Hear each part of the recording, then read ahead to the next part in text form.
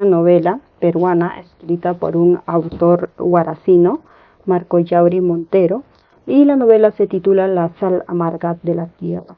Entonces, esta novela publicada en 1968 y acreedor ganador del Premio Nacional de Literatura Ricardo Palma, es un retrato de la realidad social que vivía pues Huaraz para ese tiempo, ¿no? Con la llegada y expropiación de tierras, terrenos para pues cuestiones mineras. Y en la actualidad pues Huaraz tiene 94 yacimientos, 94 productos que se extraen principalmente de esa zona, y se podría llegar a pensar que esta novela es histórica, ¿no? Podría llegar a ser, y también considerando que el autor, Marcos Yauri, es un historiador.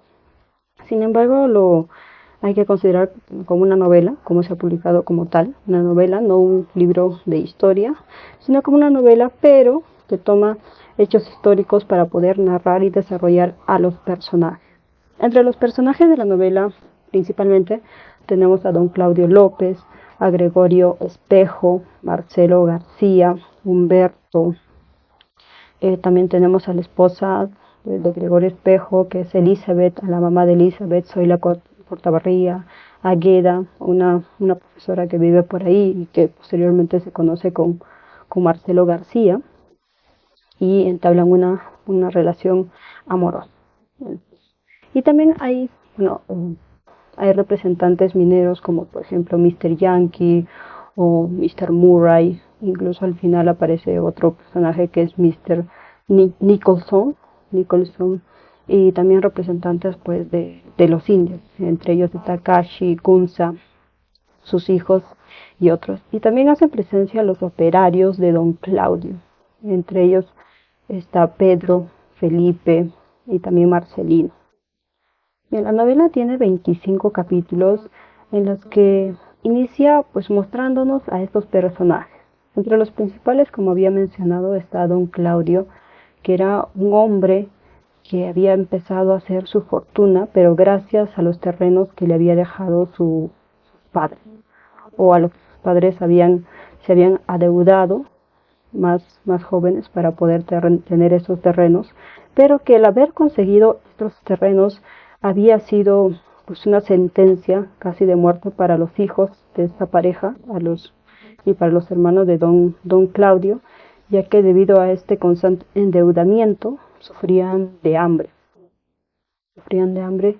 y tenían que vivir de esa manera, o tratar al menos de vivir ahí. La novela inicia con pues el movimiento, con el uso de mulas, de sacos y sacos de papa por pedregales, de campos bajo el sol.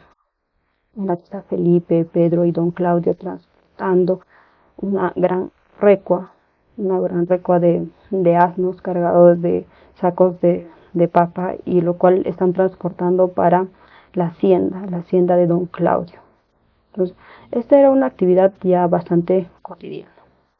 Y luego nos presenta a Gregorio Espejo, que era un ex abogado que había dejado el oficio para poder dedicarse pues al cultivo de la papa, ¿no? Al cultivo de la papa, y ya se había también juntado con su pareja Elizabeth, y que este personaje tenía la necesidad de poder solicitar préstamos al Banco de Fomento Agrario, ya que necesitaba pues recursos, ingresos para poder solventar el abono, los agricultores, los peones, entre otros.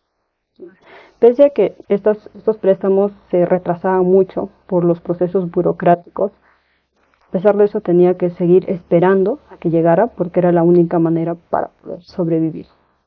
En el siguiente capítulo nos presentan a Marcelo García, que es un profesor que dicta clases en la capital, pero que por azares de la vida pues cae enfermo del pulmón, tenía una enfermedad, y el doctor le recomienda ir a la serranía para poder beneficiarse de los aires puros. Entonces Marcelo piensa y al final decide irse para Huaraz, un lugar que era muy conocido por la pureza de su ambiente, y lo cual ya tenía varios antecedentes de personas que habían ido con ese mismo malestar y que habían recobrado su salud. Marcelo va a ese lugar y es ahí donde empieza a escuchar de don Claudio, que era para ese entonces ya más conocido como el rey de la papa. El rey de la papa porque año tras año iba incrementando la cantidad de tierras que él tenía, porque lo único que él sembraba era papa, por eso el nombre el rey de la papa, y que tenía que mover el cultivo y no sembrar en el mismo lugar cada año para poder tener la mejor producción. Y esa actividad yo lo había hecho bastantes años. Entonces Marcelo García conoce a don Claudio, entonces en él ve también la posibilidad de poder trabajar o pedirle a don Claudio que le dé semillas de papa a crédito. Había escuchado que él lo podía hacer, entonces lo solicitó y lo accedió. Entonces Marcelo iba a empezar en este mundo de ser un campesino y sembrar papa para poder sobrevivir y a la par también mejorar su salud. Ese era el plan y el objetivo, ¿no? En el siguiente capítulo nos muestra un poco de la historia de don Claudio. Sus hijos habían llegado, María, José, Rosa, tres personas que habían hecho su vida profesional o lo estaban haciendo en la capital, llegan hacia el pueblo, hacia la hacienda de su padre, don Claudio, para visitarlo durante el verano, ¿no? Durante el verano almuerzan como una familia, tranquilamente, empiezan a hablar un poco acerca de la reforma agraria. Don Claudio menciona que era algo necesario. Su hijo José, que estudiaba para ser abogado, decía que era algo que se podía aplicar, pero no a corto plazo, sino a largo plazo, era algo para futuro. Y ahí don Claudio resalta la necesidad de considerar el origen de la riqueza. Es decir, estaría bien aplicar esta ley, esta reforma agraria, pero considerando cuál era el motivo o de qué manera esa persona se había hecho rica. Porque había personas que a base de engaños, de trafas, de mentiras, habían logrado acumular una gran riqueza y de eso sabía el Huaraz. Y él lo conocía, pero don Claudio decía que no sería justo que a él le aplicaran esta reforma, ya que a él le había costado bastante poder conseguir lo que ahora tenía. Bueno, luego de eso pasan en la noche y don Claudio tenía mucha más afinidad con su hija Rosa, a diferencia que con José y con María. Entonces empieza a contar algunas cosas personales a su hija, como por ejemplo que no tenía mucha confianza hacia su hijo José, que lo sentía frío y aparte pues sabía que ninguno de sus hijos iba a continuar con el legado de la tierra, nadie iba a continuar sembrando papas y ningún otro tipo de cultivo.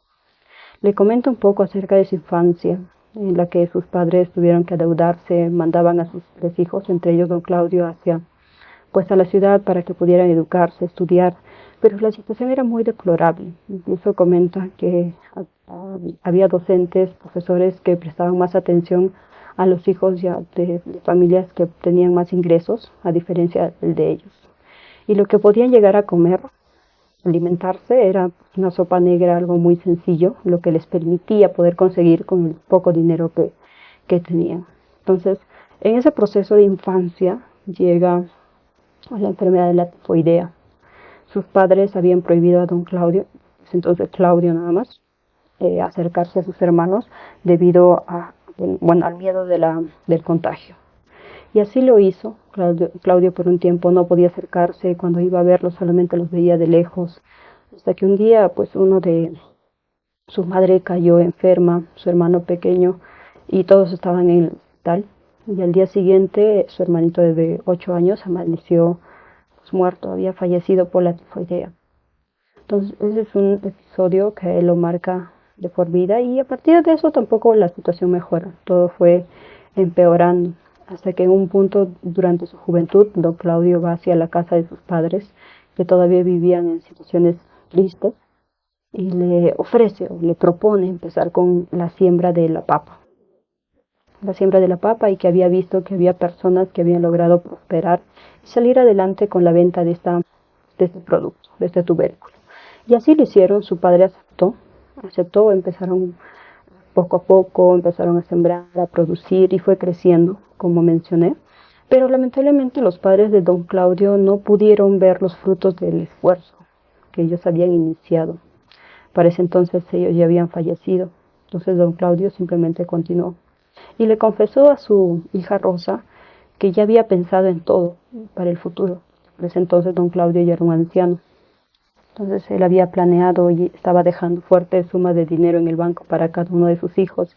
Y aparte dejaba a Rosa una botica grande, una botica bien surtida para que ella pudiera ejercer su profesión. Rosa se puso triste, le pidió incluso que su padre fuera con ellos hacia Lima, porque ya tenía suficiente y podían vivir allá. Pero don Claudio dijo que sería egoísta anhelar una muerte entre sábanas blancas y un cuarto de 4 paredes, y alejarse del campo, que ese era su hogar y que ahí debía estar para siempre. Rosa se puso triste y al final aceptó las palabras de su padre y comprendió parte de lo que él decía, ¿no? Ya en los siguientes capítulos vemos cómo Marcelo conoce a Agueda, una profesora ahí de Huaraz, con quien empieza a tener una relación un poco más cercana. Y desde el primer momento tuvieron una conexión intelectual entre ellos, y a la cual Agueda era una mujer conocida como simpática, guapa, lo que hasta el momento no había aceptado a nadie, solamente a Marta. Entonces así hicieron, se conocieron con el tiempo, se conocieron un poco más, conoció acerca de la situación de salud delicada que tenía Marcelo, y entablaron pues poco a poco una relación, ¿no? Y la residencia de Marcelo en el campo le hizo pensar, reflexionar y cambiar la manera con la que lo veía antes, porque él antes, al vivir en la capital, pues no tenía esa cercanía con el campo y tenía una idea muy diferente a lo que él. Entonces hay partes en las que menciona que le estaba empezando a gustar el campo, que veía en él una forma distinta de vivir, que incluso en la capital, estando en medio de una multitud, se podía llegar a sentir solo. Y también pues comenta que él, al ser un profesor, había mantenido varias relaciones, que estando con una pensaba en otra, y también que había mantenido una relación amorosa con una de sus alumnas de 18 años. Entonces son algunos de los recuerdos, pensamientos, divagaciones que tiene el profesor, y que ya también en los próximos capítulos se hace muy amigo de don Claudio, quien se niega a recibir el dinero que le estaba ofreciendo Marcelo García por la renta o porque le había proporcionado las semillas de papa. Pero don Claudio le dijo que lo tomara como una muestra de amistad. Entonces ahí también se fueron estableciendo lazos, como entre Gregorio, don Claudio, Humberto, que era un ingeniero agrónomo, y Marcelo, un profesor enfermo que había llegado a Huaraz. En el siguiente capítulo nos muestran cómo una empresa minera llamada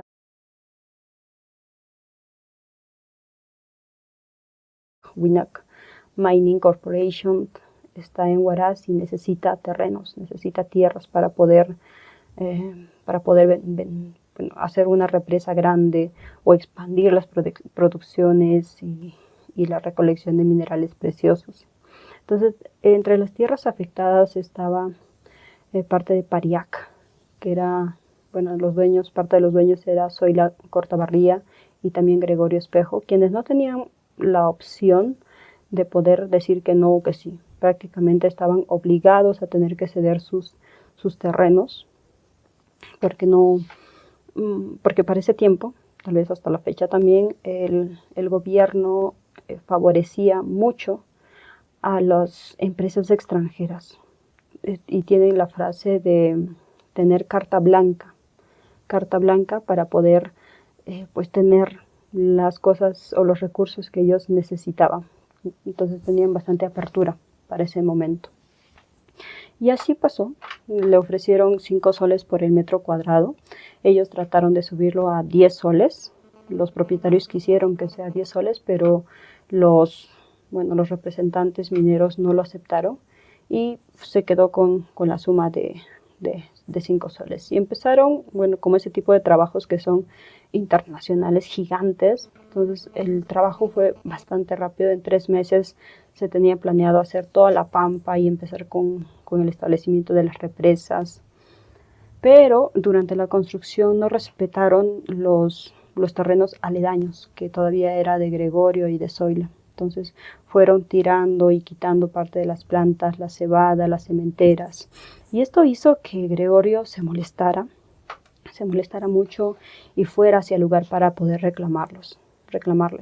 Y encontró uno de los representantes, Mr. Murray, a quien pues lo golpeó, ya que le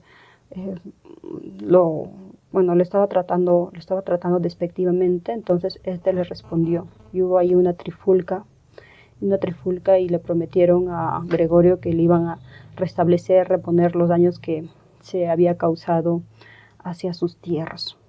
Entonces, en los siguientes capítulos vemos que Gregorio decide irse hacia la ciudad de Lima junto con su familia, porque ya no tenía tampoco peones y sus tierras se habían reducido considerablemente. Entonces veía la opción o tenía el plan de poder abrir un consultorio legal en la ciudad de Lima y poder trasladarse ahí. Para ese momento, don Claudio, que ya era el padrino de la hija de Gregorio Espejo, y Elizabeth le da dinero como una forma de regalo y se despide de ellos. También Marcelo se despide de ellos tristemente y es así como ellos se fueron. Siguientes capítulos nos muestran nuevamente las reflexiones que tenía Marcelo. Entre ellas era en relación a la educación. Indicaba que los educadores tenían la necesidad o la obligación de poder comprender cuál era la realidad nacional y que aún comprendiéndola, si no hacían nada, pues se podían considerar como traidores. También indica que deberíamos, propone o exige o trata de comunicar la idea de entender lo que es el patriotismo, el cual no es un amor ciego a la querencia, sino es un amor a las fuerzas nativas del país. Entonces, eso como parte de las reflexiones. En los siguientes capítulos vemos que ya el Winnack Mining Corporation necesitaba más terrenos, y también que en el periódico, mientras don Claudio estaba leyendo, aparece la noticia de que hay valiosos o encontraron unas reservas valiosas de estaño en Macaxca, en Huaraz, y esos eran tierras pues de don Claudio. Entonces la empresa, la minera necesitaba 2.000 hectáreas, de las cuales 1.000 eran de don Claudio y las otras 1.000 pertenecían a los indios que vivían separados por esa zona. Entonces la empresa empezó con la expropiación, en lo que le dieron un pago significativo, simbólico, por decirlo de este modo, a don Claudio por las 1.000 hectáreas que él tenía. Y las otras 1.000 hectáreas que eran de los indios les fueron arrebatando, los fueron quitando, expulsando, incluso quemando sus chozas para que se pudieran escapar, alejar lo más rápido que podían y sin darles tiempo de retirar sus pertenencias. Y estos, botados de sus propiedades, de sus chozas, iban algunos hacia la hacienda de don Claudio, quienes contaban cómo habían sido maltratados, incluso tratados de quemar por los yanquis, como ellos lo denominan.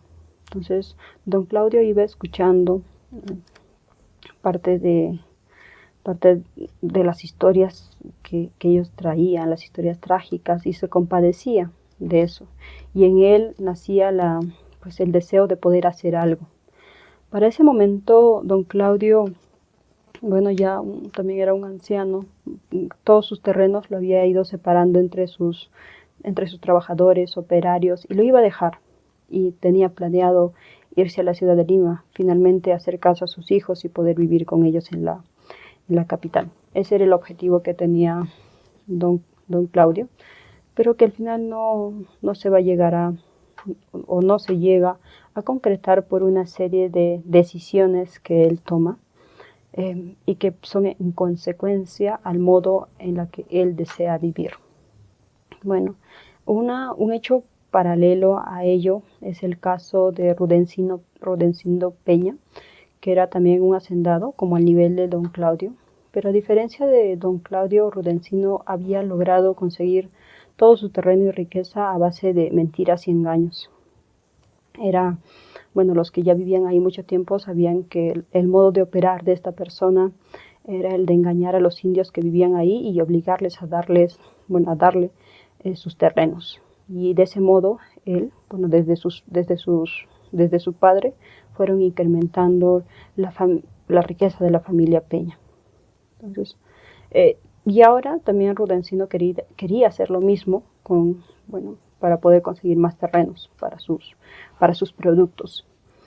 Pero para esa ocasión hubo personas como Cashi y Kansi, que eran indios que habían ya visto parte o cómo era en realidad el exterior o la sociedad o las cosas, y conocían acerca de los derechos, de los deberes, y tenían noción de que ellos pues no tenían por qué ser tratados mal por ninguna persona. Tenían estas ideas y querían transmitir lo mismo con los indios que vivían por ahí. Y así lo hicieron. Poco a poco hacían reuniones clandestinas por las noches para poder pues informar, contar parte de las cosas que ellos vivían o que ellos conocían. Y había muchas personas, que empezaron a creer en estas palabras y se negaron a entregar los terrenos a Rudencindo. Entonces Rudencindo empezó a utilizar algunas maniobras ya conocidas muy bien por él. Uno de ellos era utilizar a la Guardia Civil a su favor y también empezar a sembrar delitos no cometidos por parte de los indios hacia su hacienda, como por ejemplo el de quemarlo, robar ganado, entre otros delitos, y lo cual él inventaba para que tuviera la facilidad de enviar a la gente a la carceleta, a la cárcel de la ciudad. Y así lo hizo, y iba exigiendo con el tiempo que entregaran los terrenos, pero muchas personas no lo aceptaban. Entonces ya empezaron a utilizar más agresividad, agarraron a uno de ellos, le empezaron a golpear y le exigieron que soltara los nombres de quiénes eran los revoltosos y quiénes eran los aconsejadores que estaban solicitando a los demás que no dijeran, que no entregaran sus tierras. Al final, supongo por la violencia, como se indica en la novela, da los nombres de Kansi, de Nicucha, también el don Nicucha, y Kashi.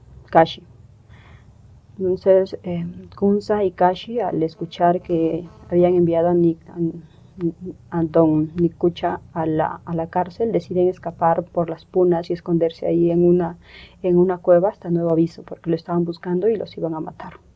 Entonces se escondieron y estuvieron ahí un tiempo, y luego ya Rudencindo Peña, al tener la necesidad de poder tener de una vez los terrenos, manda a llamar a todos los indios con la campana. Todos bajan, y también llegó a escuchar la campanada pues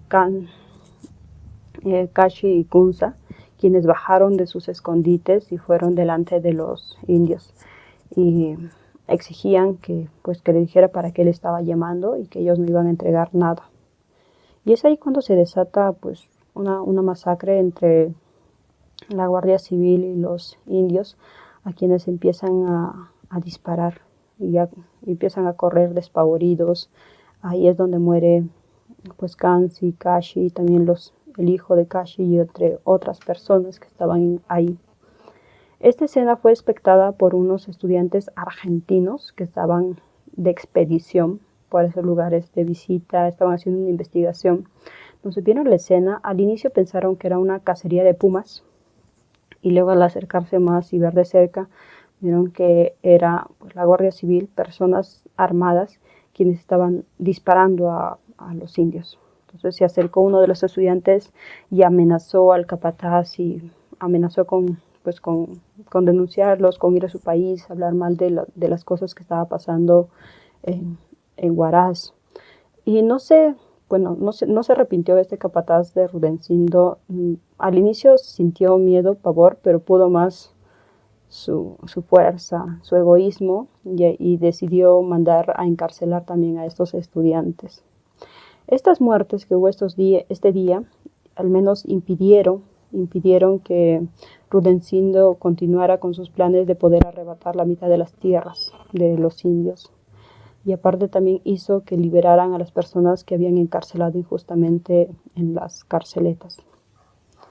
Bueno, y también, ya durante el entierro de estas personas que habían fallecido en el enfrentamiento, aparece el doctor, el abogado Rodríguez, defensor del pueblo, quien habla acerca de poder dar fuerza a las personas que luchan en contra de las injusticias sociales como estas, y le da ánimos y fuerzas.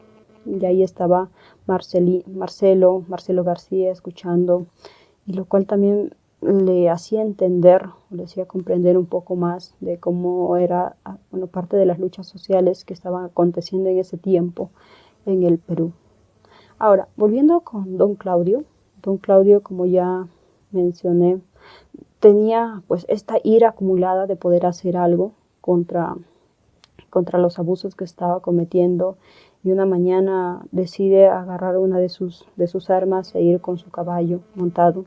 Sus operarios, la gente que trabajaba para él y también lo respetaba mucho, lo siguen, también lo siguen algunos afectados, lo siguen personas del pueblo, pero él iba adelante. Entonces ahí se encuentra con Nicholson,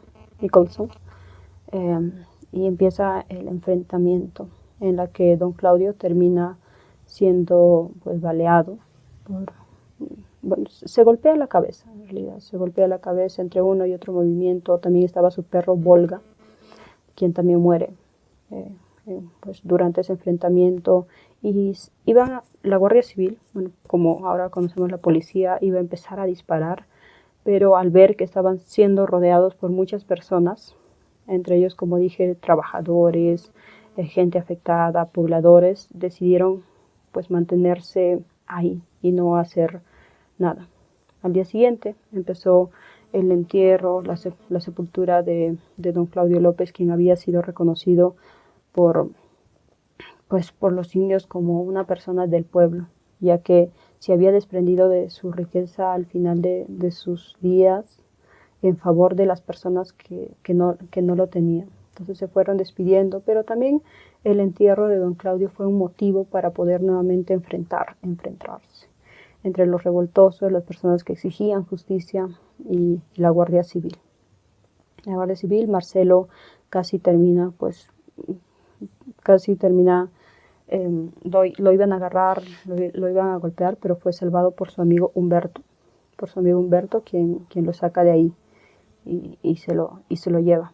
Entonces, y el último capítulo nos narra cómo ya después de muchos años en la ciudad de Huaraz las cosas se habían restablecido. Es como si hubieran vuelto al estado anterior. Parecía que el tiempo no había pasado. Todas las cosas habían pasado. Todas las cosas ya habían quedado atrás y era un nuevo inicio. Y ya habían pasado los años. Águeda y Marcelo tenían sus hijos. Y la última parte termina con una conversación de reflexión entre Águeda y Marcelo en relación al porvenir, al futuro de sus hijos. Ellos deseaban hacer algo o ver la manera, incluso a través de la escritura, a través de acciones, poder sembrar semillas para el futuro, para el porvenir de sus generaciones y también de todas las generaciones futuras. Ese fue, un resumen, en realidad, de la novela de La Sal Amarga de la Tierra, pero de todos modos lo cuento de manera general, porque igual cada escena, cada hecho, cada personaje tiene mucho más por detrás, pero al ser un resumen no puedo ahondar tampoco mucho en cada uno de los detalles, pero en caso quieran conocer un poco más, esta es la novela La Sal Amarga de la Tierra, escrito por Marcos Yauri Montero. Eso fue todo por este video, nos vemos a la próxima. Chao.